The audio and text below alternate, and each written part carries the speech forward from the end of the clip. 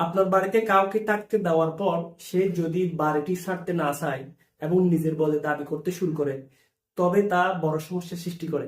সময়ের সাথে সাথে ওই ব্যক্তির স্থানীয় মানুষ, নেতা এবং প্রভাবশালী মহলের সাথে সখ্যতা গড়ে ওঠে, যা উচ্ছেদ প্রক্রিয়াকে আরো কঠিন করে তোলে।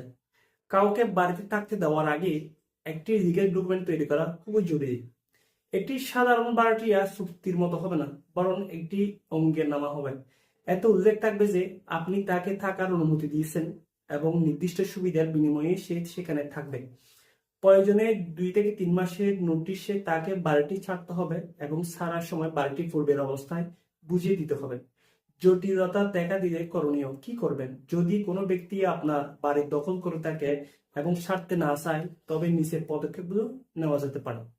প্রথমে তাকে একটি লিখিত নোটিশ দিতে হবে, যাতে বাড়ি ছাড়ার কথা উল্লেখ থাকবে, কমপক্ষে 1 থেকে 3 মাসের সময় দিয়ে। সেক্ষেত্রে যদি না ছাড়েন, থানায় একটি আপনি অভিযোগ করতে পারেন, পুলিশের সাহায্য নিতে পারেন। দখলকার ব্যক্তি শক্তিশালী হলে স্থানীয় দেওয়ানি আদালতে উচ্ছেদের মামলা করতে পারেন। উচ্ছেদের মামলাটি নোটিশ দেওয়ার পর থেকে 6 মাসের মধ্যে করতে হবে আপনার।